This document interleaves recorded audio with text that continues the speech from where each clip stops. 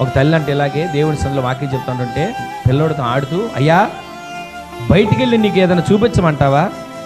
బయట ఇదిగో కొండముచ్చులు ఉన్నాయి, బయట ఇదిగో రకరకాల కోతులు ఉన్నాయి, ఇదిగో బయట శ్రీలంక ఎలుకలు ఉన్నాయి, ఇవన్నీ చూపించడానికి తీసుకువెళ్తున్నారంట.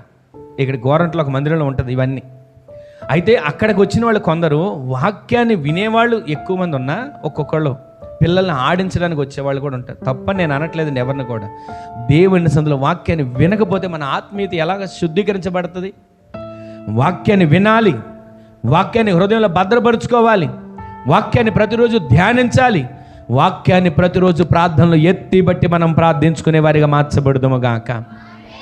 ఈ వాక్యమే మీ ఆత్మకు దీపము, ఈ వాక్యమే మీ ఆత్మకు వెలుగు, ఈ వాక్యమే మిమ్మల్ని దేవుని సన్నిధిలో చేర్చడానికి సిద్ధం కలిగినటువంటి మార్గం. ఆమె చెప్పండి.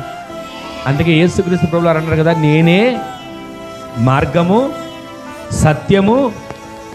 ఆయన మార్గం యేసే. యేసు అంటే వాక్యం, వాక్యం అనగా యేసు. ఆయన మార్గంలో నడిపించబడుతూ సత్య మార్గంలో జీవించుతూ జీవముతో మనం నింపబడేట్లు దేవుడే సహాయం చేయునుగాక.